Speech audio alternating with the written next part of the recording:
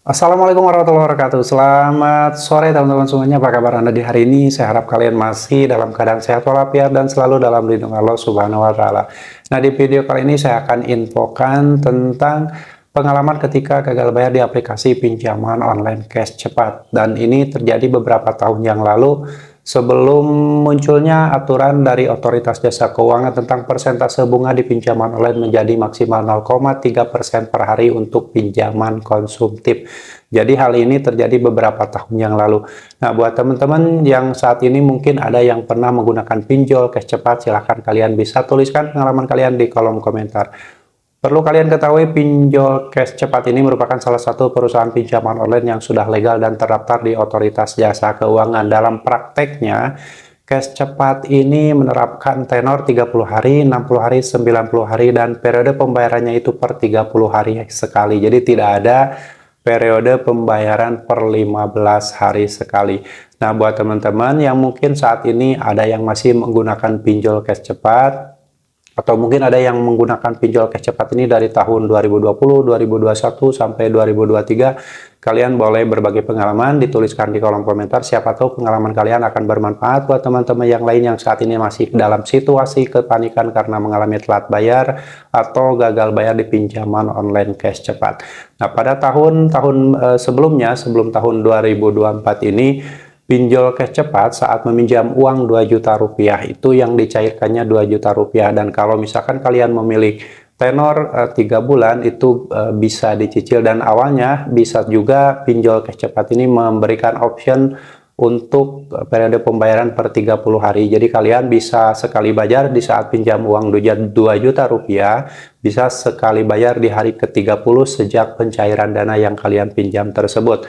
Dan kalau pas jatuh tempo kalian tidak bisa melakukan pembayaran, maka bisa dilakukan restrukturisasi.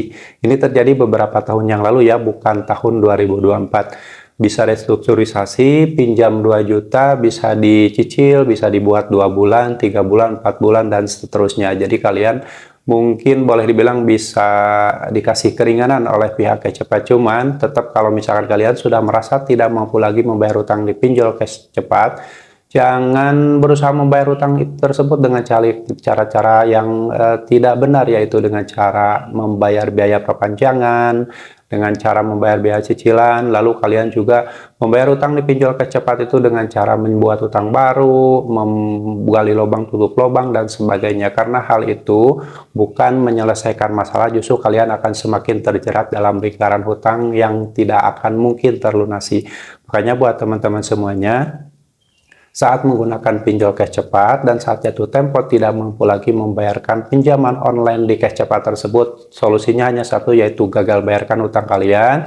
Tidak usah lagi memikirkan untuk membayar utang di cash cepat. Jangan sampai kalian terus-terusan mengorbankan harta kalian, menjual aset-aset berharga milik kalian. Jangan sampai kalian terus-terusan gali lubang tutup lubang.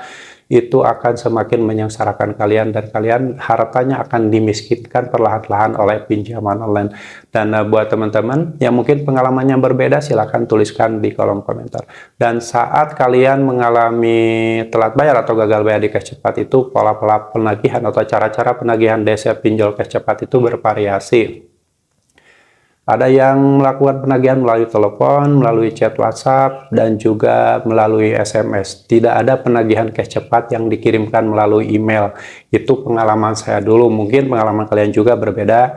Kalian boleh berbagi pengalaman, dituliskan di kolom komentar. Dan saat DC pinjol cash cepat mengirimkan penagihan melalui chat WhatsApp itu, selama telat bayar 1 hari, 2 hari, sampai telat bayar 3 bulan itu langsung dikirimkan oleh DC pinjol cash cepat. Nah, dan setelah telat bayar lebih dari 90 hari, ada penagihan dari DC pinjol cash cepat itu yang mengaku dari pihak ketiga dan menyebutkan salah satu perusahaan jasa penagihan yang ada di wilayah Depok. Jadi buat teman-teman, ketika sudah telat bayar lebih dari 90 hari di pinjol cash cepat, walaupun ditagih oleh pihak ketiga, pihak ke-1, pihak kedua, kalian tidak usah panik. Karena sebenarnya itu adalah memang cara-cara penagihan yang dilakukan oleh desa pinjol cash cepat. Ada yang mengatasnamakan pihak ketiga, dan konsepnya mereka ingin kalian segera melakukan pembayaran. Sementara ketika kalian memang sudah tidak mampu bayar, itu jangan memaksakan membayar dengan cara berutang kembali, minjol lagi di mana-mana, berutang ke kanan kiri, ke teman, ke saudara. Itu tidak akan pernah menyelesaikan masalah, justru akan menyengsarakan hidup kalian selamanya. Dan bagaimana solusinya ketika kalian mulai ditagih melalui chat WhatsApp, melalui telepon. Dan kalau menurut saya, kalau misalkan kalian sudah merasa terganggu dengan berbagai jenis penagihan yang dilakukan oleh DC pinjol cash cepat, saat itu pula kalian boleh mengganti nomor handphone kalian, boleh mengganti email, boleh mengganti WhatsApp, karena dengan seperti itu akan memutus komunikasi dengan debt collector pinjaman online cash cepat. Dengan seperti itu kalian bisa lebih bernapas lega, bisa lebih fokus lagi untuk menata kehidupan kalian yang sebelumnya mungkin sudah terus-terusan dicecar oleh penagihan DC pinjol cash cepat. Dan dengan memutus komunikasi dengan DC pinjol cash cepat, hidup kalian insya Allah akan baik-baik saja, tidak akan terjadi sesuatu yang yang sangat-sangat menakutkan. Karena itu timbulnya rasa takut, rasa panik, rasa cemas ketika kalian mengalami telat bayar di pinjol cash cepat itu timbul dari diri kalian sendiri, karena kalian mungkin merasa bersalah mempunyai utang, lalu tidak bisa membayarkannya, dan ditagih itu kalian merasa sangat bersalah. Akhirnya ketimbul kepanikan luar biasa dan bisa saja timbul melakukan perbuatan yang di luar akal sehat. Seperti kejadian-kejadian sebelumnya, banyak orang yang mengakhiri hidupnya, banyak orang yang mengakhiri hidup keluarganya hancur, rumah tangganya hancur, karena terus-terusan ada yang neror dari DC pinjaman online. Hal itu sebenarnya tidak perlu terjadi kalau kalian dari awal ketika mulai merasa telat tidak bisa lagi membayar utang di pinjol cash cepat, boleh kalian mengganti kartu dan putus semua komunikasi dengan debt collector, putus semua komunikasi dengan pinjaman online cash cepat, dan kalian bisa lebih tenang hidup, jangan bernapas lega, dan tidak perlu lagi memikirkan utang di pinjol cash cepat tersebut. Karena segala resiko kredit ketika kalian gagal bayar itu ditanggung sepenuhnya oleh pemberi pinjaman, dan seharusnya pinjol cash cepat itu sudah bekerja sama dengan asuransi. Ketika ada nasabah yang gagal bayar itu bisa di-cover dengan asuransi.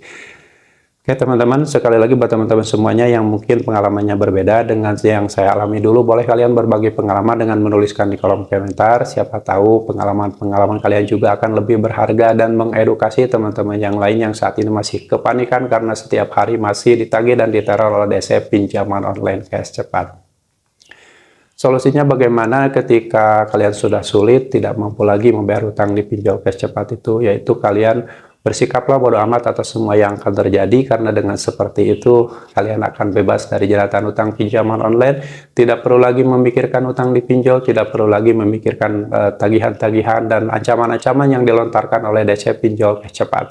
Karena hal itu hanya menakut-nakuti saja agar kalian segera melakukan pembayaran. Tidak akan terjadi apa-apa yang akan membahayakan hidup kalian. Tidak akan terjadi hal-hal yang sangat-sangat membahayakan sehingga kalian panik yang berlebihan. Karena sepenuhnya gagal bayar di pinjaman online itu hanyalah butiran debu yang akan hilang tertiup angin. Seiring berjalan waktu, kalian bisa bangkit dari keterpurukan dan tidak akan lagi memikirkan utang di pinjol cash cepat. Dan resiko terberatnya ketika kalian gagal bayar di pinjol cash cepat itu, data-data kalian akan bermasalah, skor kredit dari data-data kalian buruk, dan tidak bisa lagi meminjam uang di pinjaman online yang lain. Jadi tidak ada resiko yang paling berat, hanya itu. Dan kalian tidak usah panik, lebih baik data-data kalian buruk, lebih baik skor kredit dari data-data kalian buruk sehingga tidak bisa disalahgunakan oleh orang lain untuk minjol di tempat lain.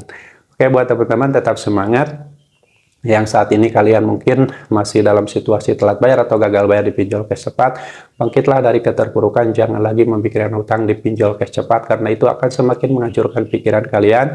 Segala solusi ada di diri kalian. Kalau kalian ingin bangkit, segeralah bangkit. Kalau kalian masih ingin terus merawat pinjol, silahkan, tetapi ingatlah, ketika kalian terus-terusan merawat pinjol, maka hidup kalian akan sengsara selamanya. Orang-orang yang merawat pinjaman online itu adalah orang-orang yang hidupnya akan sengsara selamanya. Oke, semoga sharing ini bermanfaat dan kalian tetap semangat perjuangkan masa depan kalian, perjuangkan masa depan keluarga kalian, dan jangan pernah lagi memperjuangkan masa depan pinjaman online. Sampai jumpa lagi di video saya selanjutnya. Wassalamualaikum warahmatullahi wabarakatuh.